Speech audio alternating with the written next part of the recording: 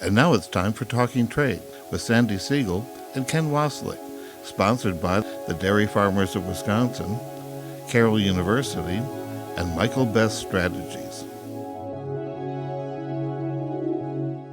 Welcome to Talking Trade. I'm Sandi Siegel, president of ME Day, and it is my pleasure to welcome back a frequent guest of ours, Sarah Helton, trade attorney, government relations attorney, a partner at Michael Best Strategies. And Sarah, you have a lot of experience involved with policy, politics, and consulting with your business customers on, what's going on in Washington and how to navigate some of the uncertainty in trade, particularly of late. So really timely, and I'm just so anxious to talk about the recent Supreme Court decision on the IEEPA tariffs and, just the chatter through our industry and, what now? What lies ahead? So welcome back and thanks for, making some time to share your thoughts with us. Thanks, Sandy. I'm eager to be able to dive in. And it's nice that we have clarity around where the Supreme Court lands on the president not having authority under IEEPA to impose tariffs, but we are in a kind of part two of a world of uncertainty. So lots to address. Right, exactly. It's the now what phase, and I know we're getting questions, as I'm sure you are, from your customers. So, just really brief overview. I think everyone is fully aware of the Supreme Court decision that President Trump could not impose, was not authorized to impose the IEEPA tariffs in the way they were. What the courts didn't rule on was if and how refunds will be issued. So, of course, that's really what most people are interested in hearing, and where we go from here in that regard. So I want to talk about that a little bit, and then talk about some of the other duties and ways that the new issues that we need to be worried about. So let's talk about the refund process a little bit, and advice you're giving your customers, any insight you have on how quickly I've heard such various things on how quickly the court might make that decision. And I think I just read today that there's legislation introduced demanding that CBP issue the refunds. So yeah, kind of tell us where it's at. I understood it was going down to the Court of International Trades for a decision. But what do you know about this legislation and what lies ahead in that regard? Yeah, I think all eyes are on what the Court of International Trade is going to do next related to refunds and relief for importers for IEEPA tariffs paid. There is, I think, clarification from the Supreme Court that these issues are under the jurisdiction of Court of International Trade. And so for the thousands of lawsuits that have been filed to date, those essentially have been put on stay right now. And so the expectation is that they will soon lift this stay, and plaintiffs have gone back to the Court of International Trade to ask for that. They've also asked to be able to have a kind of a case management system to govern the procedures and being able to streamline the refunds process. I think the big question too right now, Sandy, is with the hope for importers that the Court of International Trade will order CBP to stand up a refunds process. And that's not clear exactly if they will and to what that would look like. I think that if they were to do that, that will certainly help alleviate a lot of the burden on the court, not to, continue to get thousands of lawsuits coming in related to it, but really to provide the direction. And the court did, take time before at the end of 2025, across the parties, to clarify that they do have the authority to reliquidate entries. So that solves some of the questions around, post-liquidation and protest. And then also too, around, confirmation from the government, right, that they will comply as far as any refunds process that are required there.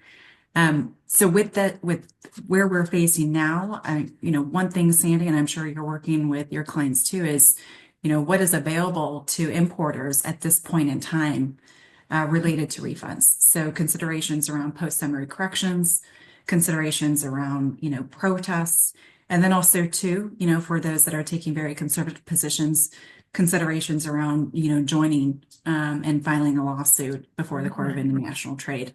There's still a lot of uncertainty though, Sandy. And so I think that the soonest that we can get direction from the court, the more clarity there will be on the next steps forward and how soon relief will be provided. Yeah, so we still are in limbo. While we got the favorable decision for everyone who paid the duties, there's still, again, a lot of uncertainty. And will I get the money? How soon?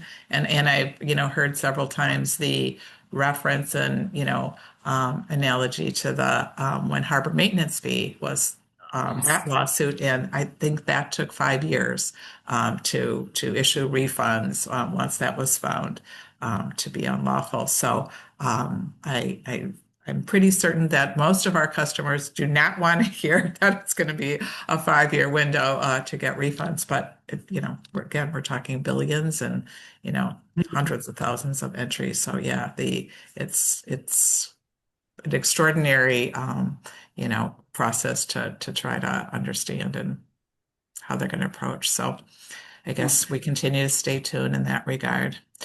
So, and now we've got some other tariffs. So, and I think I know that's where we're getting a lot of questions too, and people like, okay, how is it legal? How is it possible that the president, can shift to other things? And I think, many of us who understood the nuances between the various types of tariffs and sections, understood. So maybe you can give us some high level on, the different types of tariffs. The IEEPA, I think the ruling was that it was an emergency thing. It was not intended for the president to act independently. And, were the trade deficits per se an emergency? There are other avenues like Section 301. And I guess maybe we should talk first about Section 122, which he was able to immediately authorize. And that has some limitations, right? So different rules, different set of rules for that. So maybe you can kind of talk high level what that looks like, and then we can talk about some of the other tools in the tool belt of tariffs that lie ahead. So I believe it was on Friday as well, when the Supreme Court released, right, that they were striking down the IEEPA tariffs, that the president also announced the imposition of tariffs under Section 122. That authority had allowed for, just as why they used IEEPA was 122 doesn't require, right, the same kind of timeline process investigations as are required under a Section 232 authority that, has been used for a lot of sectoral tariffs, and also to similar requirements under Section 301 that has been used many times across a number of countries for unfair trade practices. So this certainly is, while the tariffs can only be imposed up to 15% and for 150 days, it in some ways we can consider it likely a stepping stone, right, to further tariff actions. And the administration has been very explicit in that. And what they intend will likely come next and is already being teed up. So the 122 tariffs have been imposed since February 24th. And from our view, a lot of the exemptions to the Section 122 tariffs are very similar, if not identical, to those provided under IEEPA. So you don't see a lot of shift there. I think the consideration, though, is that what it does stay at 10% right now. The president did comment, state that he seeks for it to be increased to 15, but that has not yet been implemented.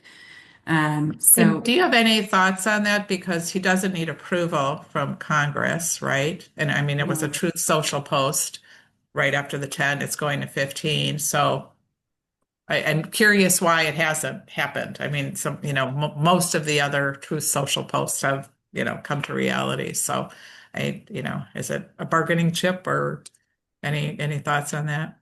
I think there's continued conversations around it. Various officials within the administration have said the continued intent to increase it to 15%. Yep. Interesting that, 10% was considered the baseline and Right. was, the rate, at least under IEPA, that was provided to a lot of Right. countries. Right. And Right. so if you're at least at a 10% and not increasing above it, you stay at that baseline for many countries, rather than actually increasing the rates itself. Right. So we'll continue to see what that looks like. Now, after the 150 days, right, it can be extended, but that's subject to congressional approval. And we understand that the Democrats aren't in a position and have been pretty express that they're not going to support any increase. And we have a number of Republican members that have opposed the tariffs that were put in place. So we don't see necessarily the existing 122 action being extended.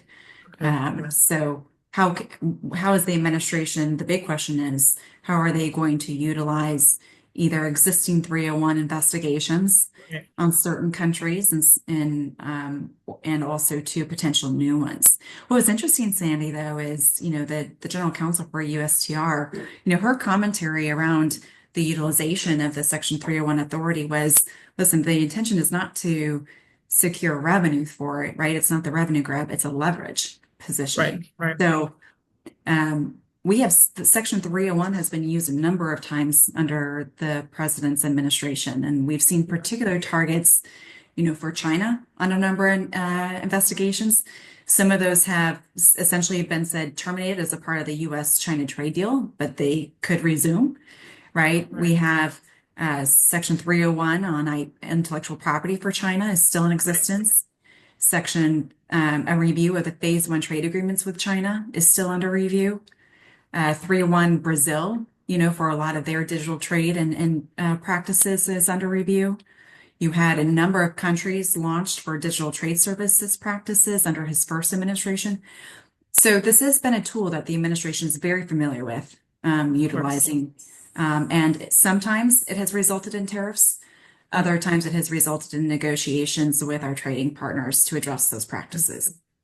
But it's fair to say, so to your point, the 301 for China has been in effect since Trump 1.0 and, all of these years. But a 301 duty and investigation has more guardrails, right? Then, again, it's got to go through investigation and, legitimize that there is unfair trade practice and so forth. So Brazil, you mentioned, that's one of our targets, of course, because we just gave up the, extra 40%, 10% on the IEPA tariffs and so forth. So is that's currently under investigation, Brazil, is that correct? Or ongoing? It was launched last year. And there's what I would say is some countries to take a look at is, who's already been identified on USTR's priority watch list for certain practices. They have a list of countries that was released last year in 2025. They're doing a 3-1, priority watch list review for 2026. And so a lot of that is addressing, intellectual property considerations, digital trade considerations, agricultural market considerations as well. So those would be probably some initial targets you could see them launching investigations on soonest, but still unknown about what do we look at for the rest of our trading partners for how any new tariffs would be addressed. And the 301, how long, investigation, and then I know we also invite public comment and, how that impacts various industries and businesses. That's about a 1 year longer process, or what would be? No, you're absolutely right, Sandy. USTR has to make a determination within 12 months of launching. Okay. Have to. Okay. So the administration said that it is looking to expedite reviews and investigations. There is a consultation practice with our trading partners that has to happen as part of the investigation. So that's why if you look in the past for some 301 investigations, not all of them have resulted in tariffs, right? Some of them have resulted in actual negotiations and agreements with our trading partners around the whatever unfair practice that has been, or essentially of understanding how that can be resolved without tariffs. So we'll have to watch this closely to understand.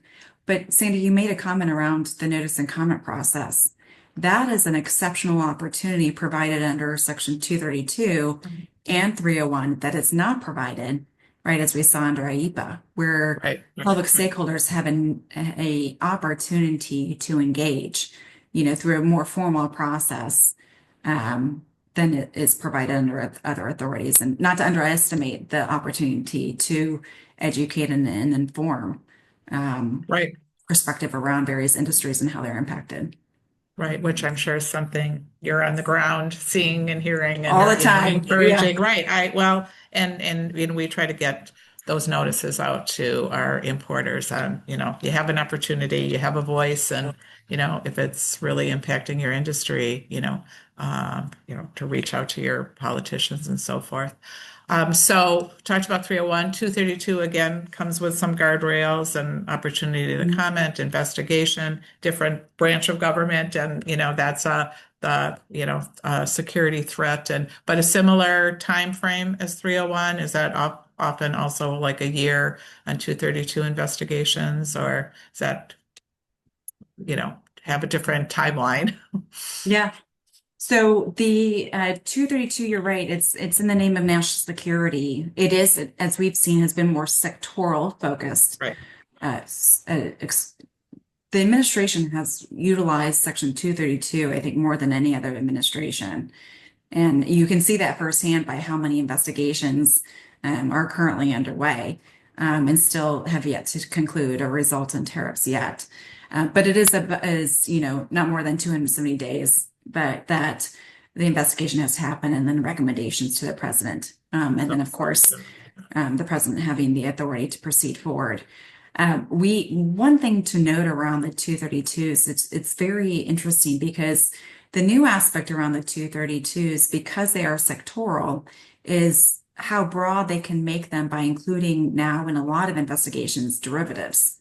Right. So any derivatives of any product coming in, and how do we define that? So that's something we're watching very closely, because it can become a little more unwieldy than what we've seen in the past and expand beyond the scope for which the intent. Right. Exactly. We practically are seeing that on the 232 for steel, aluminum, copper. I mean, you think about it, most articles imported and the things that made got on the derivatives list of having any content are not a security threat, in my opinion, but it's very far reaching, and it's really, practically had a huge impact on the additional information we need, and, additional duties paid on articles really outside, what I think is the intended scope or security concern. So, So, and then a duty that some other duties out there, types of duties, and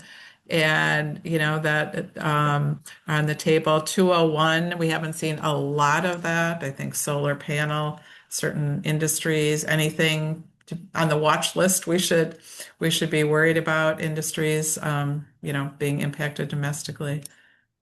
Yeah, I agree. I think we've seen that used less frequently for that, and also too, with that being really under the home and jurisdiction of the International Trade Commission versus where you see, Commerce and USTR having more ownership over that. So, but that can get up to a higher tariff of up to 50%, right? Of understanding, more than what we've seen under Section 122, but that does take time as well. Right, for that. And, one additional authority that we're watching, and it hasn't really been used and tested at all, similar to like IEPA, is the authority under Section 338, and what that means as far as being able to impose, a tariff up to 50%. And also, too, without the same, lengthy requirements for investigations around that. So, if we want to test what any possible limits could be to any one of these statutes, we may see that. Yeah. just like what we saw under IEPA. But it does seem, by what the administration has said so far, more of a shift towards 301 and 232 than perhaps these others. Yep. But Okay. it's on the table. So we've got 122 to buy some, kind of a Band-Aid, if you will, a quick acting, and to keep the revenue stream, I guess, on tariffs and so forth. And then, yeah, and keep our eye open for what all these investigations. So we're not out of the woods yet. Well, And, the excitement of ever-changing tariffs and, just the dynamic shifts in trade these days. And I think that's going to continue. Just with a slightly different, different guardrails, if you will, and different boundaries, but still a lot and of I think at the uncertainty. end, there is, Sandy, and I think at the end of the day, what we understand is President Trump still has his eyes on some core policy objectives. Yeah, And he right. sees tariffs as a way to achieve those, right? I don't see the president steering away from the embrace of tariffs because of the Supreme Court decision. He will find other authorities, as we've talked about, to be able to impose considerations around fair trade. And then also considerations why he's worked to get a lot of trade deals in place is continuing to bring manufacturing back and continuing to really increase domestic investment. And so across those policy objectives, those have not changed, right? Yeah, of Just course. the pathway of achieving those will. Just slow down, I think, a little bit, but yeah, absolutely. Terrific. Well, at closing, Sarah, any words of wisdom, any advice in this volatile market for importers, exporters, how to, what does your crystal ball tell you? And how to best navigate some of these issues? Well, Sandy, just like you've worked with your clients too, it's the same as stay informed, right? Because the pace of trade and tariff actions will continue, and I believe at a rapid pace, to be able to understand how that impacts your business, to understand what you need to do to secure that proper relief. Talk with your brokers, right? Talk with your attorneys and consultants and understanding, what is the best course as they're doing business planning, to consider what may come ahead. So that's what we're working closely on, and I know you are too. Yeah. And I think the message, honestly, since COVID is have a flexible, nimble supply chain because, it's hard to anticipate, some of the country specific or product specific, challenges. So yeah. Well, thank you for sharing, always a great insight on what's going on and understanding, all the change going on in our industry. And good luck. I look forward to having you back. Yes, thank you, Sandy. A pleasure as always. All right. Thanks for joining us again on Talking Trade. You've been listening to Talking Trade with Sandi Siegel and Ken Waslick, sponsored by the Dairy Farmers of Wisconsin, Carroll University, and Michael Best Strategy.